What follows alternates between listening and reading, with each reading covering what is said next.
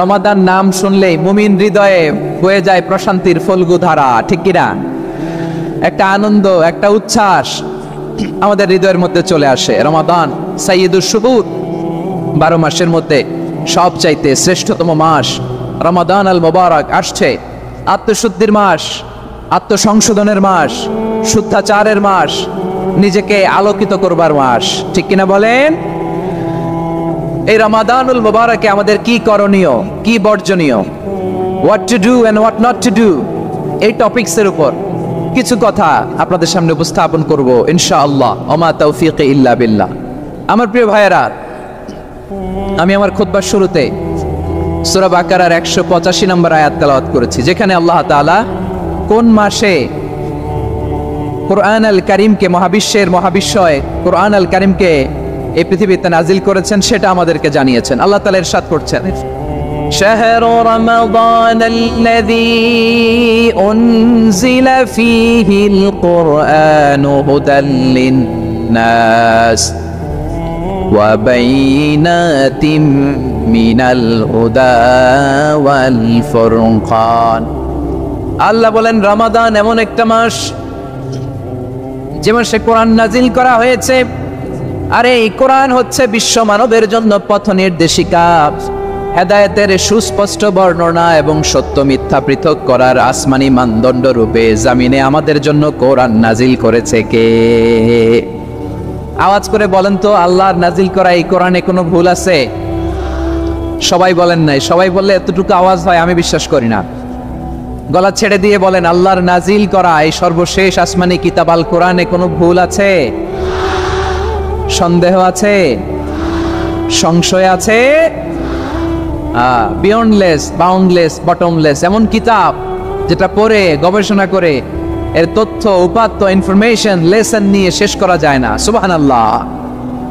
আল্লাহ বলেন, এই কোরআনকে আমি রমাদানে নাজিল করেছি, যেটা বিশ্ব মানবের জন্য পথ নির্দেশিকা।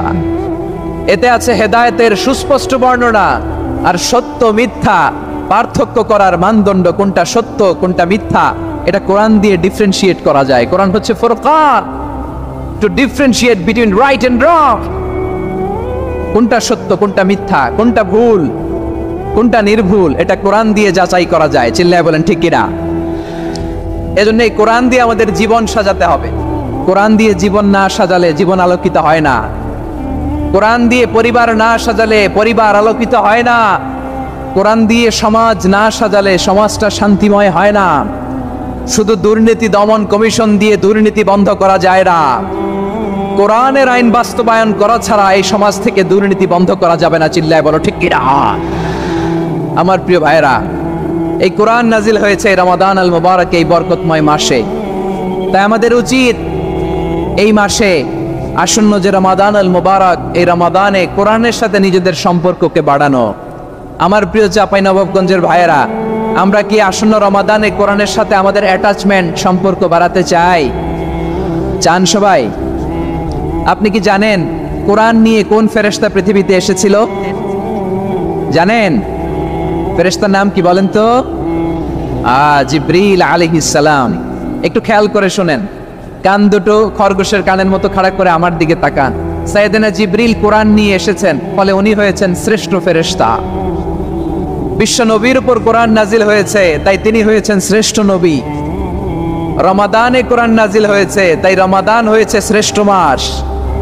কদরের রাতে কোরআন নাজিল হয়েছে, তাই কদর হয়েছে শ্রেষ্ঠ রাত।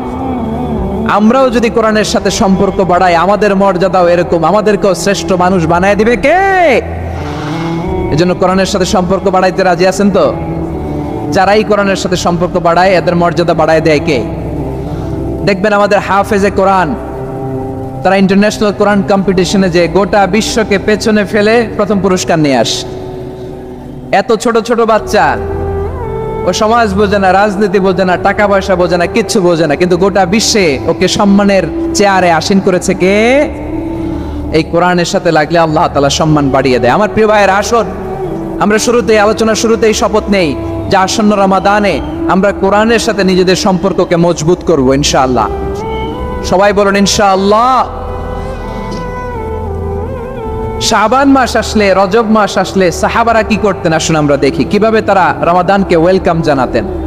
রজব শাবান আসলেই ওনারা রমাদান পর্যন্ত পৌঁছার আকুতি, আগ্রহ আর ফরিয়াদ আল্লাহর কাছে জানাতেন আর বলতেন, ইয়া আল্লাহ, রমজান পর্যন্ত আমাদের হায়াত বাড়িয়ে দাও। আল্লাহুম্মা বাল্লিগনা রমাদান, আল্লাহ তুমি রমজান পর্যন্ত আমাদের পৌঁছে দাও। আল্লাহুম্মা বারিক লানা ফি রজব ওয়া শাবান ওয়া বাল্লিগনা রমাদান, আল্লাহ রজব শাবানে বরকত দাও, আল্লাহ রমজান পর্যন্ত তুমি আমাদেরকে পৌঁছে দাও। আওয়াজ করে পড়ে না আমিন। আমার প্রিয় চাঁপাইনবাবগঞ্জের ভাইরা, গত বছর অনেকের সাথে আমরা একসাথে রমাদান কাটিয়েছি, তাদের অনেকে দুনিয়াতে এখন বেঁচে নাই, এরকম আছে না নাই? এই যে আরো 7 দিন বাকি রমাদান আসতে, এই 7 দিন পর্যন্ত আমরা রমাদান পাবো, কোনো গ্যারান্টি আছে? আচ্ছা, এই বছর যদি খুশনসিব হয় আমাদের, আমরা যদি পাই, আগামী বছরও যে রমাদান আমরা পাবো, কোনো গ্যারান্টি আছে? তাহলে আসুন আমরা ভেবে নেই, হতে পারে this Ramadan could be the last and final Ramadan in our life. হতে পারে এই রমাদানই হতে পারে আমার জীবনের শেষ রমাদান। ঠিক কিনা বলেন? তাই আসুন আমরা আল্লাহর কাছে দোয়া করি, আল্লাহুম্মা বাল্লিগনা রমাদান, আল্লাহ তুমি রমাদান পর্যন্ত আমাদেরকে পৌঁছে দাও। আওয়াজ করে পড়েন আমিন। ইবনু রাজব আল হাম্বলি লাতাইফুল মাআরিফের মধ্যে লিখেছেন, সাহাবারা ওনারা রমাদান কেন্দ্রিক, আমাদের সালাফ সালফে সালেহিনরা রমাদান কেন্দ্রিক জীবন কাটাতেন। ওনারা রমজান আসার 6 মাস আগে আল্লাহর কাছে দোয়া করতেন, আল্লাহ রমজান পর্যন্ত পৌঁছে দাও। রমজান চলে যাওয়ার পরে বাকি 6 মাস আল্লাহর কাছে দোয়া করতেন, আল্লাহ এই রমাদানে যে ইবাদত করেছি এই ইবাদতগুলো তুমি কবুল করে নাও। সুবহানাল্লাহ। তাহলে পুরো বছর রমাদান কেন্দ্রিক জীবন।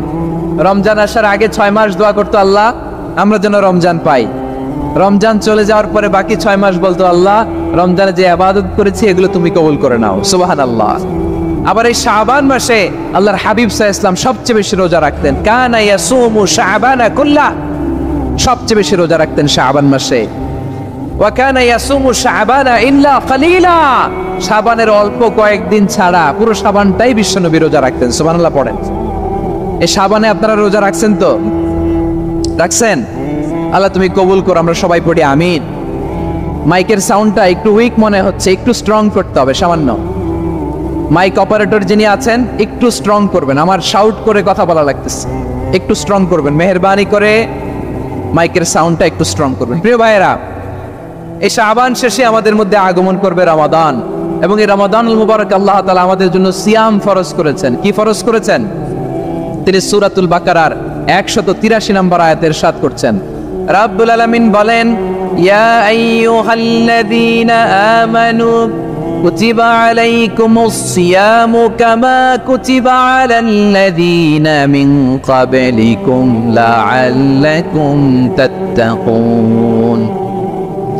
আল্লাহ বলেন, ও বিশ্বাসীরা শোনো শোনো, তোমাদের জন্য সিয়ামকে ফরজ করা হয়েছে, ঠিক যেমন ভাবে তোমাদের পূর্ববর্তী উম্মতদের উপরও সিয়ামকে ফরজ করা হয়েছিল, লাআল্লাকুম তাত্তাকুন, যাতে করে তোমরা সবাই মুত্তাকি হতে পারো। সুবহানাল্লাহ বলেন, যাতে করে তোমরা আল্লাহ সচেতন হতে পারো। তাহলে সিয়ামকে, এই সামনে যে রমাদান আসতেছে আমার প্রিয় ভাইয়েরা, এই পুরো রমাদান ব্যাপী সিয়াম সাধন করা, সিয়াম পালন করাকে আমাদের জন্য ফরজ করে দিয়েছে কে? রমাদানের রোজা রাখার নফল নাকি? রমাদানে সিয়াম পালন করা কি নফল? সুন্নাত? তাহলে কি ফরজ? আওয়াজ করে বলেন, রমাদানের রোজা রাখা কি ফরজ?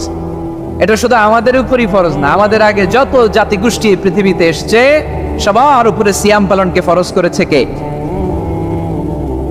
সবার উপরে আল্লাহ তাআলা সিয়াম পালনকে ফরজ করেছিলেন। তবে ধরনটা ভিন্ন ছিল, এক এক জাতিগোষ্ঠীর জন্য এক এক ধরনের ছিল। আমাদের জন্য সিয়াম ফরজ টানা 1 মাস 30 দিন বা 29 দিন। কোন কোন উম্মতের উপর 30 দিন না, মাত্র 3টা রোজা ফরজ ছিল। কয়টা? আওয়াজ করে বলেন। আপনাদের কি মনোযোগ আছে না গেছে? মনোযোগ আছে? তাকবীর পড়েন তো, লিল্লাহে তাকবীর। আমাদের 1 মাস সিয়াম ফরজ। পূর্ববর্তী অনেক উম্মতের উপর 1 মাস ছিল না, 3টা ফরজ ছিল। কয়টা? প্রতি মাসের 13, 14, 15 ফরজ ছিল তাদের জন্য।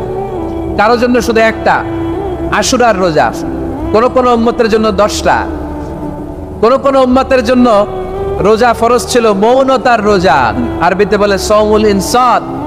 মানে সারাদিন খেতে পারবে, পান করতে পারবে, স্ত্রীর সাথে মেলামেশা করতে পারবে, কিন্তু কথা বলতে পারবে না। কথা বললেই তাদের রোজা ভেঙে যেতে পারেন। সুবহানাল্লাহ, কি অদ্ভুত ব্যাপার!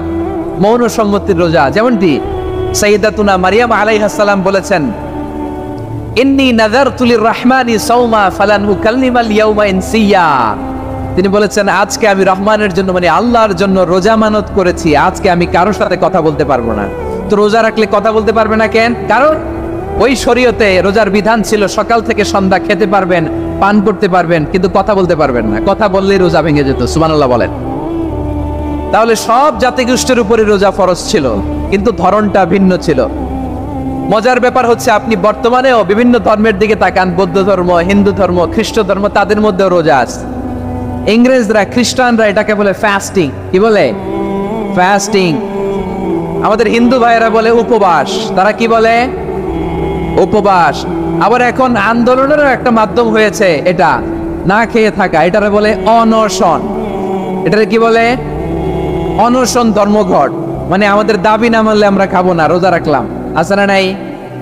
তারপরে আধুনিক বিজ্ঞান এটার একটা নাম দিয়েছে না খেয়ে থাকাকে, অটোফিজি। কি বলে? অটোফিজি। জাপানের এক চিকিৎসা বিজ্ঞানী এই অটোফিজির উপর গবেষণা করে সে নোবেল পেয়েছে।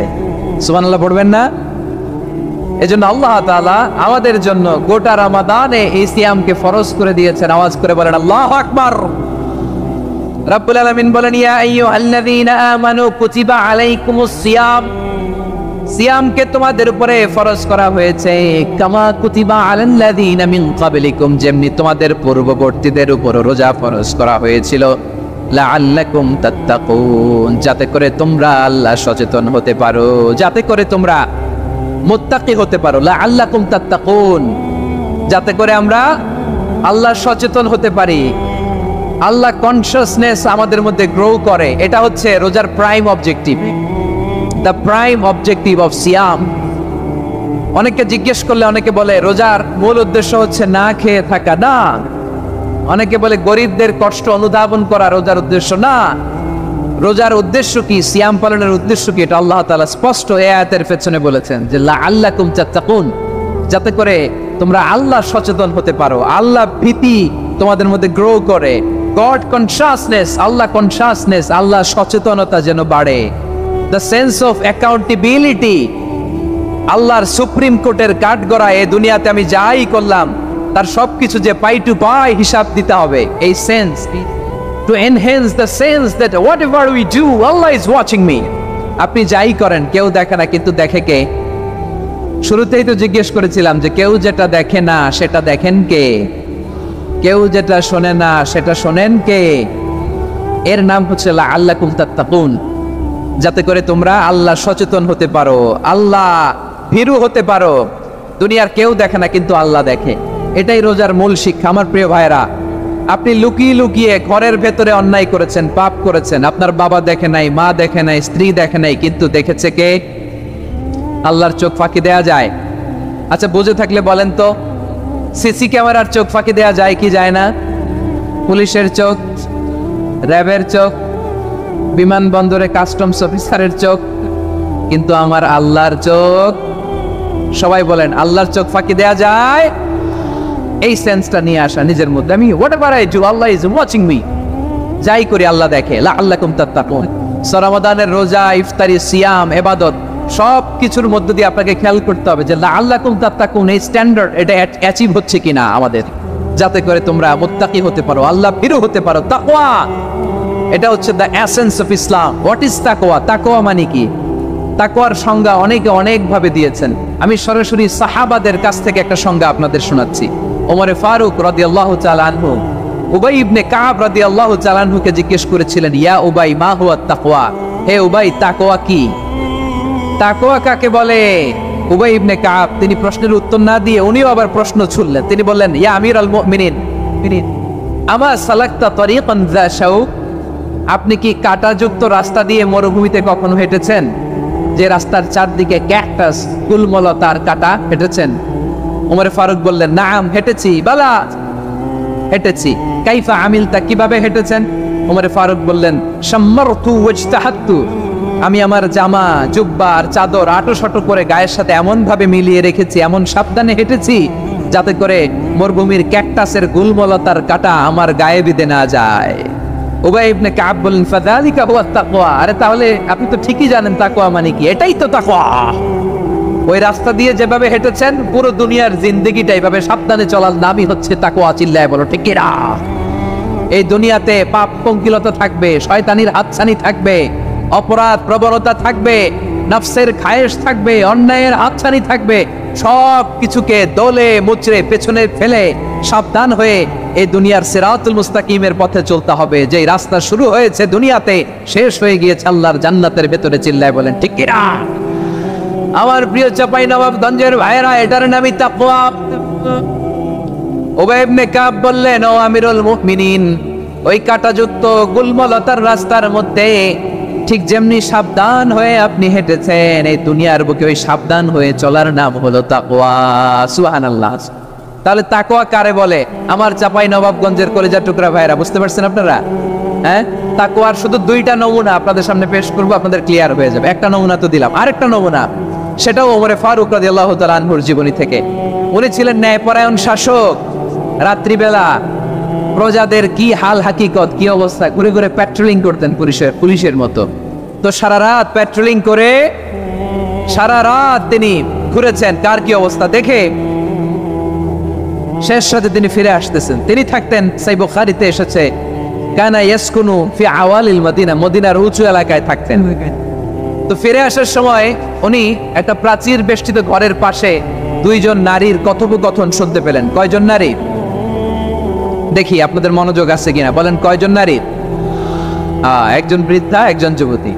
উনি কান লাগিয়ে শুনতে পাচ্ছেন। বৃদ্ধা মা, ওমরে ফারুক কাউকে দেখতে পাচ্ছেন না, শুনতে পাচ্ছেন। বৃদ্ধা মা তার যুবতী মেয়েকে বলে, এই তাড়াতাড়ি ওটের দুধ দহন করে ওটের দুধের সাথে পানি মিশাও, তাইলে কালকে বাজারে মদিনায় বেশি দামে বিক্রি করা যাবে, লাভ হবে অনেক।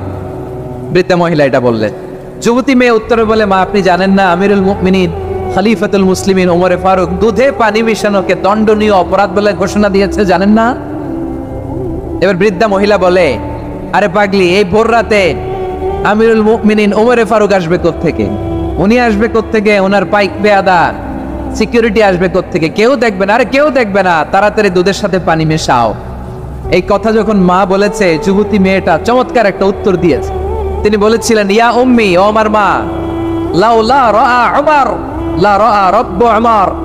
ও আমার প্রিয়তমা মা, আপনি ঠিকই বলেছেন, গভীর রাতে ওটের দুধে পানি মিশালে ওমর দেখবে না, কিন্তু মা খেয়াল রাখবেন, ওমর যদি নাও দেখে, ওমরের রব কিন্তু দেখে। চিল্লায় বলেন ঠিক কিনা? দিস ইজ কল্ড তাকওয়া। লাউলা রাআ উমরু লা রাআ রাব্বু উমর। ওমর দেখে না, কিন্তু ওমরের রব দেখে। চিল্লায় বলেন ঠিক কিনা? এজন্য রব্বুল আলামিন বলেন, লা তুদরিকুল আবসার ওয়া হুয়া ইউদরিকুল আবসার ওয়া হুয়াল লাতীফুল খাবীর। তিনি এমন সত্তা, দুনিয়ার কোন চোখ তাকে দেখে না, কিন্তু দুনিয়ার সবগুলো চোখকে, সব মানুষের অ্যাক্টিভিটিসকে আরশের উপর থেকে সব কিছু মুহূর্তে মুহূর্তে দেখতে পান কে? তাহলে তাকওয়া কারে বলে বুঝতে পারছেন? দুনিয়াতে সাবধানে চলার নাম তাকওয়া। কেউ দেখে না, কিন্তু আল্লাহ দেখে। এই সেন্স, এই জবাবদিহিতার ভয়, দ্য সেন্স অফ অ্যাকাউন্টেবিলিটি, এই সেন্স নিজের মধ্যে গ্রো করার নাম হচ্ছে তাকওয়া। আর এই সিয়াম পালন করার প্রাইম অবজেক্টিভ অফ সিয়াম হচ্ছে লাআল্লাকুম তাত্তাকুন। আওয়াজ করে বলেন, লাআল্লাকুম তাত্তাকুন। আমার প্রিয় ভাইয়েরা, এই আসন্ন রমাদান, এটা এমন এক বরকতের মাস, যে মাসে আমরা নিজেদের নাফসের উপর নিয়ন্ত্রণ প্রতিষ্ঠা করি। সারা বছর নাফস আমাদেরকে নিয়ন্ত্রণ করে, আর রমাদানে আমরা নাফসকে নিয়ন্ত্রণ করি। কথা বুঝতেছেন? সারা বছর নাফস আমাদেরকে নিয়ন্ত্রণ করে। এই যে এখন আমার খেতে মনে চাইলে যে খেজুর রাখ, আমি খেজুর খেতে পারবো, নাটস আছে, বাদাম খেতে পারি। খাইতে মন চাইলে পানি, আমার রুহুটা চায়, আমার নাফসটা খেতে চায়, আমি খেতে পারি, পান করতে পারি। বিবাহিতরা দিনের বেলায় স্ত্রীর সাথে মেলামেশা করতে চাইলে করতে পারে, কিন্তু রমাদানে দিনের বেলায় খেতে মনে চায়, কিন্তু আমরা খাই। আমার প্রবৃত্তি খেতে চায়, কিন্তু প্রবৃত্তির কথা আমরা শুনি, কথা কয় না। রমজানে খেতে মন চাইলে আমরা খাই, তৃষ্ণায় গলা ফেটে যায়, গলার ছাতি ফেটে যায়, কিন্তু এক ঢোক পানি কি আমরা গিলি? বিবাহিতরা দিনের বেলা স্ত্রীর সাথে কি মেলামেশায় যায়? না। তার মানে সারা বছর নফস আমাদেরকে নিয়ন্ত্রণ করে, আর রমাদানে এই নফসের উপর আমরা নিয়ন্ত্রণ প্রতিষ্ঠা করি। নফসের লাগাম আমরা রমাদানে টেনে ধরে, চিল্লায় বলেন ঠিক কি না? এজন্য আমার প্রিয় ভাইয়েরা, নফসের উপর নিয়ন্ত্রণ নিতে চাইলে রমাদানের রোজার কোনো বিকল্প নাই। এটা এমন মাস যে মাসের ফজিলতের কোনো শেষ নাই। এই মাসকে বলা হয় দ্য মান্থ অফ হোপ। এটা আশা জাগানিয়া মাস। রমজানের কথা শুনলে আশা জাগে না হৃদয়ে? হ্যাঁ, ইদা জা রমাদান ফুতিহাত আবওয়াবুস সামা ওয়া গুল্লিকাত আবওয়াবু জাহান্নাম ওয়া সুফিদাতিশ শায়াতিন। রমাদান আসলে আকাশের দরজাগুলো খুলে দেওয়া হয়, মানে জান্নাতের। জাহান্নামের দরজাগুলোকে লক করে দেওয়া হয়, শয়তানকে চেইন আপ করা হয়। ইবাদত করলে শুধু করতেই মনে চায়, চিল্লায় বলেন না সুবহানাল্লাহ। রমজানে ইবাদতে যেই মজা পাওয়া যায়, সারা বছর অন্য কোনো মাসে এই মজা আপনি পান? আমার চাঁপাইনবাবগঞ্জের ভাইরা আওয়াজ করে বলেন না, রমজানে ইবাদতে যেই মজা অন্য মাসে এটা পান? কারণ রমজানে ইবাদত করলে সওয়াবও বেশি, ইবাদতের একটা পরিবেশ থাকে, ঠিক কিনা বলেন? অন্য মাসে ইবাদত করলে এর সওয়াব পাওয়া যায় গাণিতিক হারে, রমজানে ইবাদত করলে সওয়াব বাড়তে থাকে জ্যামিতিক হারে। সুবহানাল্লাহ কইবেন না? অন্য মাসে সওয়াব বাড়ে গাণিতিক হারে, রমাদানে ইবাদত করলে সওয়াব বাড়ে কিভাবে জ্যামিতিক হারে বাড়ে দেখেন। রমাদানে একটা নফল করলে ফরজের সমান সওয়াব, একটা ফরজ করলে 70 থেকে 700 গুণ সওয়াব। রমজানে উমরা করলে হজের সমান সওয়াব। সুবহানাল্লাহ নাই? দ্য মান্থ অফ হোপ, আশা জাগানিয়া মাস। এই মাস আমাদেরকে হোপফুল করে, আশাবাদী করে। রমাদান যেমনি দ্য মান্থ অফ হোপ, আশা জাগানিয়া মাস, এট দ্য সেম টাইম এই রমাদান হচ্ছে মান্থ অফ ওয়ার্নিং, একটা ওয়ার্নিং এর মাস। নবী যেমনি আশা জাগাইছে, আবার ওয়ার্নিং দিয়েও গেছে, খবরদার। ওয়ার্নিংটা কেমন? আল্লাহর হাবিব সাল্লাল্লাহু আলাইহি ওয়াসাল্লাম মসজিদে নববীর ভেতরে হঠাৎ তিনি মসজিদে নববীর মিম্বারে পা রেখে বললেন আমিন। দ্বিতীয় ধাপে পা রেখে বললেন আমিন, তৃতীয় ধাপে পা রেখে বললেন আমিন। সাহাবারা অবাক হয়ে বললেন ইয়া রাসূলুল্লাহ, ইয়া হাবিবাল্লাহ, 3 বার শুধু আমিন আমিন পড়লেন, কেন পড়লেন আমরা কিছু জানি না, আমাদেরকে জানিয়ে দেন কেন আপনি 3 বার আমিন বললেন? রাহমাতাল লিল আলামিন আল্লাহর হাবিব বললেন, ও আমার প্রাণের সাহাবীরা, আমি যখন মসজিদে নববীর মিম্বারের প্রথম ধাপে পা রেখেছি, সাইয়েদনা জিবরিল এসে আমাকে বলেছে, ও নবী, আপনার নাম শুনে যে ব্যক্তি আপনার উপর দুরূদ পড়ে না তার ধ্বংস। আপনি বলেন আমিন। আমি বলেছি আমিন। দ্বিতীয় ধাপে পা রাখার পর সাইয়েদনা জিবরিল বললেন, ইয়া রাসূলুল্লাহ, মাতা পিতাকে বার্ধক্য অবস্থায় পেয়ে তাদের সেবা করে, তাদের সাথে সদাচরণ করে যে সন্তান জান্নাত কামাতে পারলো না, তার জন্য ধ্বংস। আপনি বলেন আমিন। আমি বলেছি আমিন।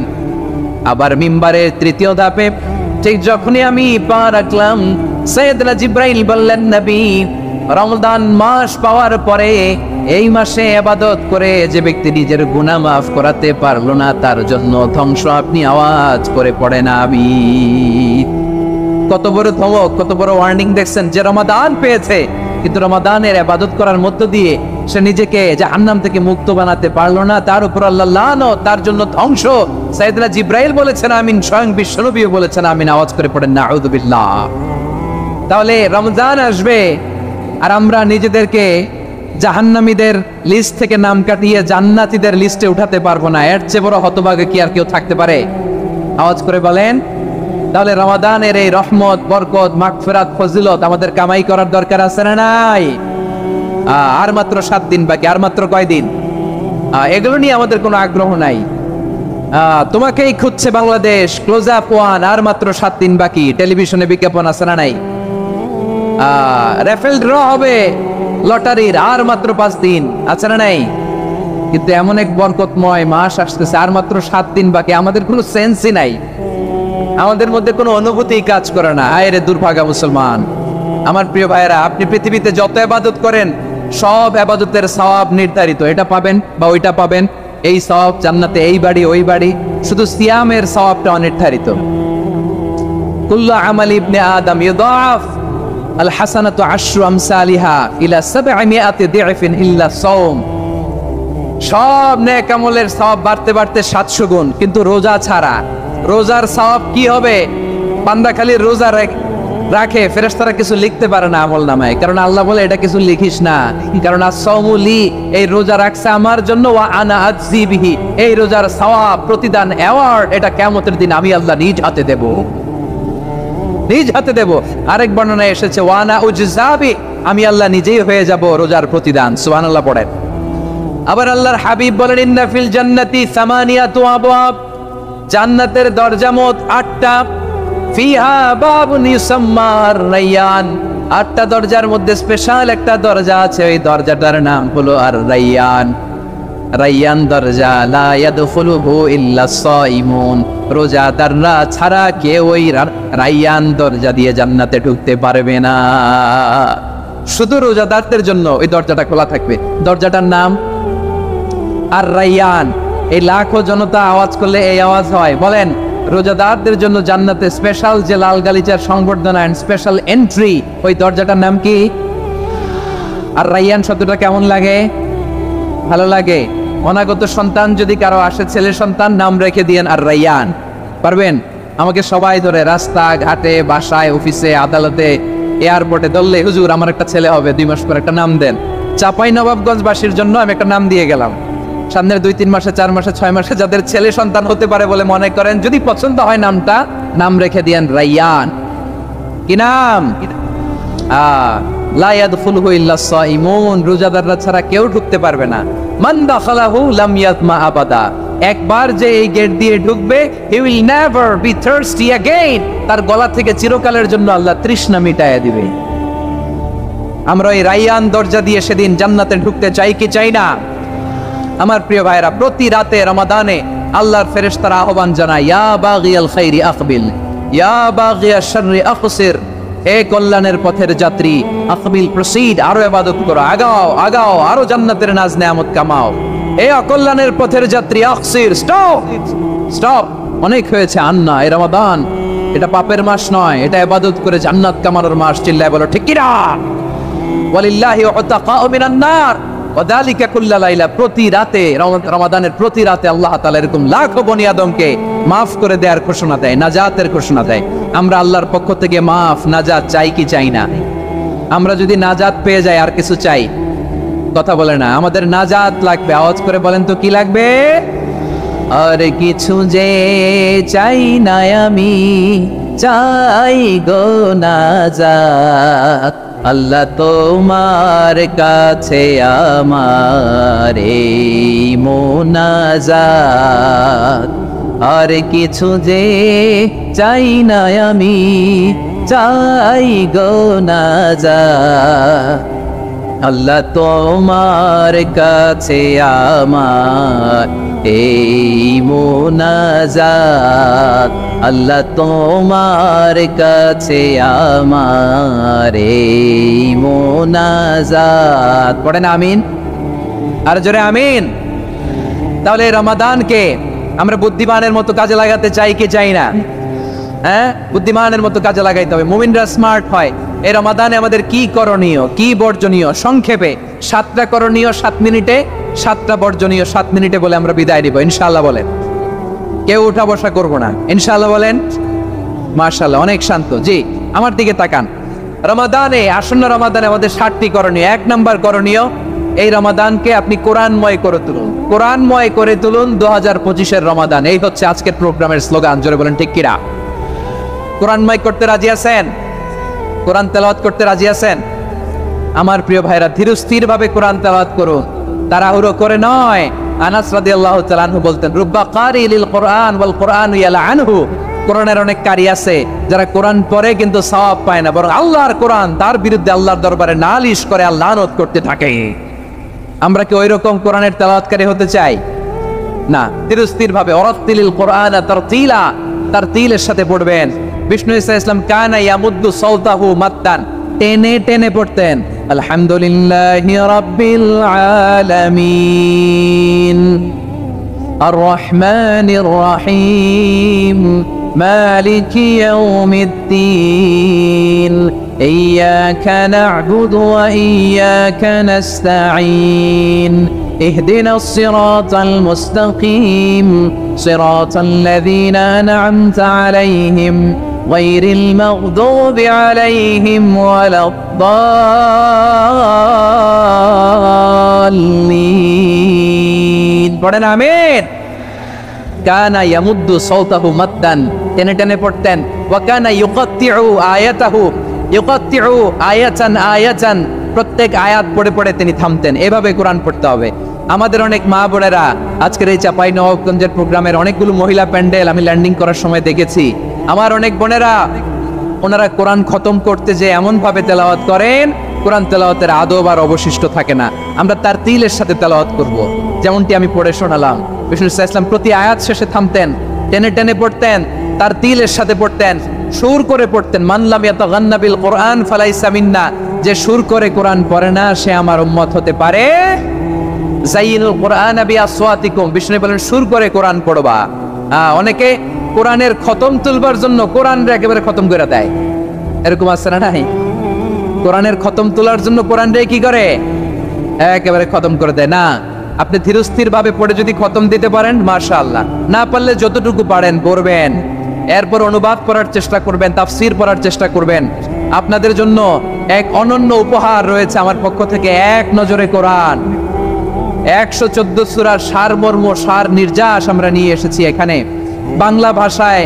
আমার জানা মতে খুব সম্ভবত এই প্রথম কাজ কেউ করে নাই।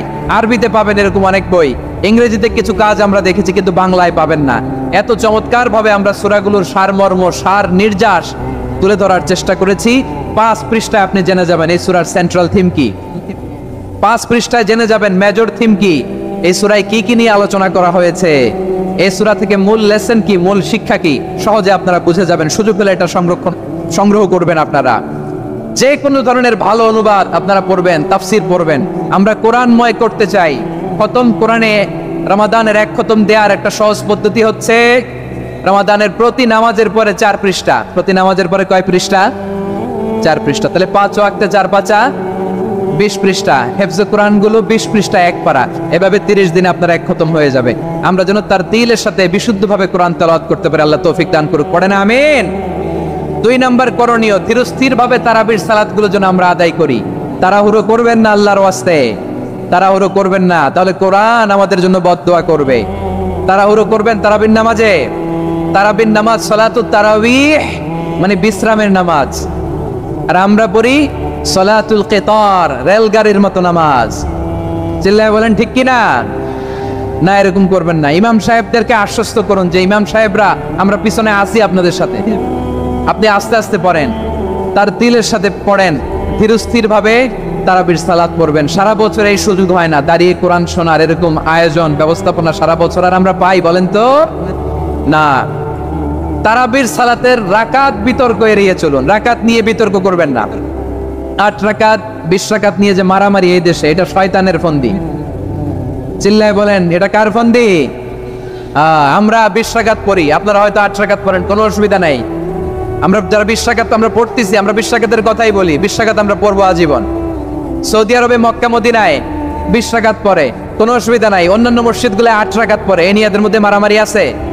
হ্যাঁ, আর এই জন্য রাকাত বিতর্ক এড়িয়ে চলবেন। প্রিয় ভাইয়েরা, আপনার আমল আল্লাহর কাছে কবুল হবে সংখ্যার বিচারে না উত্তমতার বিচারে? বলেন তো, সংখ্যার বিচারে না উত্তমতার বিচারে? উত্তমতার বিচারে। কত চমৎকার ভাবে আপনি আল্লাহর সামনে দাঁড়াতে পারছেন এটা বিবেচ্য। রুকু সেজদাগুলো সুন্দরভাবে করবেন, রুকু থেকে সোজা হয়ে দাঁড়ানো ওয়াজিব, 2 সেজদার মাঝখানে সোজা হয়ে বসা ওয়াজিব। এই তাআদিলুল আরকান বাদ দিলে হানাফি মাযহাব মতে সৌ সেজদা দিতে হবে, অন্য মাযহাব মতে নামাজই হবে না, আপনি নামাজই হবে না। এই জন্য ধীরস্থির ভাবে তারাবির সালাত যেন আমরা আদায় করি। পারা যাবে তো ইনশাআল্লাহ? 3 নাম্বার, তাহাজ্জুদের সালাত আদায় করুন।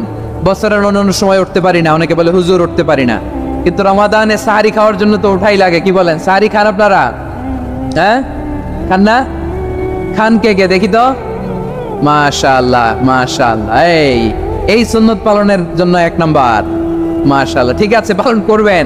আল্লাহর হাবিব বলেন তাসাহারু ফা ইন্না ফিস সাহুরি বারাকা, তোমরা সাহারি খেও, কেননা সাহারির ভেতরে বরকত ঢুকায় দিয়েছে কে?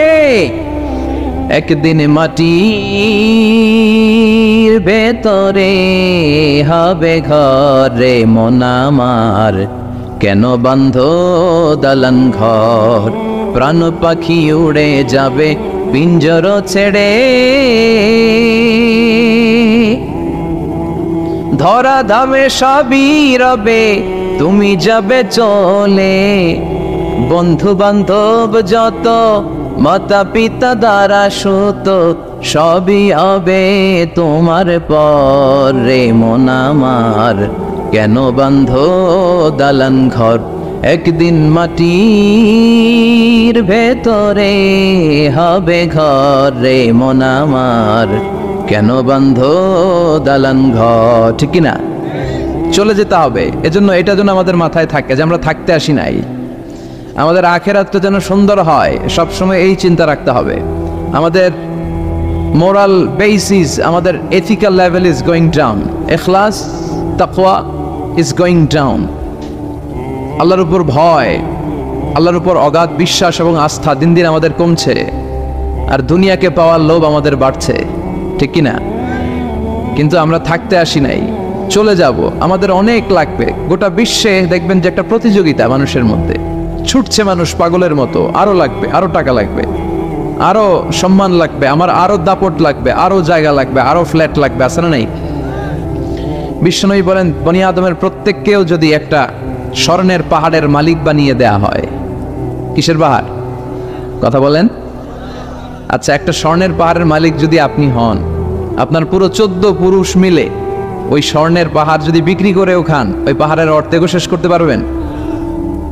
বিশ্বনবী বললেন, প্রত্যেককে যদি একটা স্বর্ণের পাহাড়ের মালিকও বানিয়ে দেয়া হয়, প্রত্যেকে চাবে আরো একটা স্বর্ণের পাহাড় কেমনে নেওয়া যায়।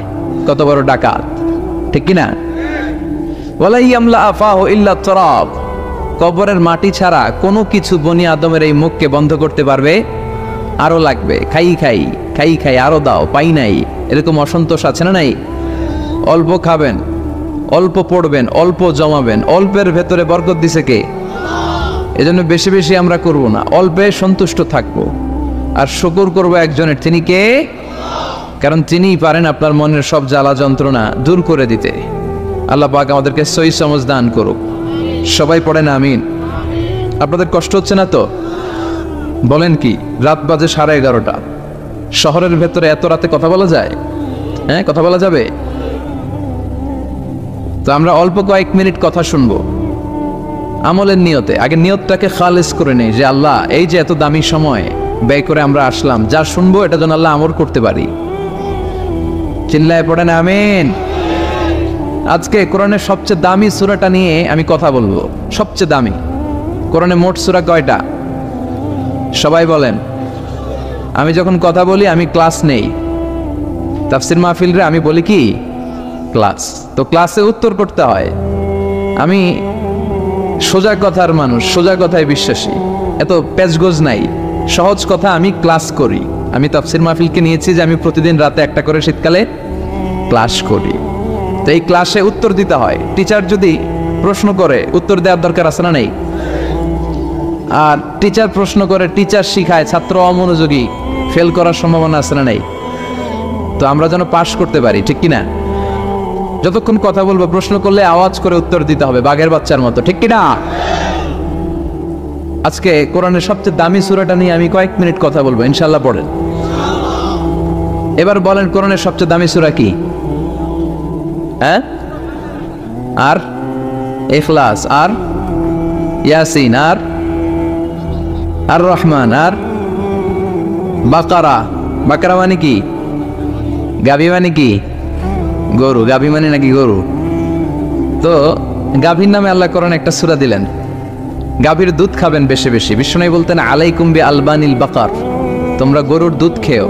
ফাইন্নাহা তুরাম্মু মিনাল আশজার, কেননা গরুর দুধ এটা ঘাস পাতার নির্যাস। গরু কি খায়? ঘাস খায়। আবার বিশ্বনবী বলতেন, গরুর গোশত খায়ও কম, দুধ খায়ও বেশি, কেননা ফাইন্না ফি লাবানিহা শিফা, গরুর দুধে আছে শিফা, ও ফি লাহমিহা দা, আর গোশতে আছে রোগ। এখন অনেক ডাক্তারের সিরিয়াল দিতে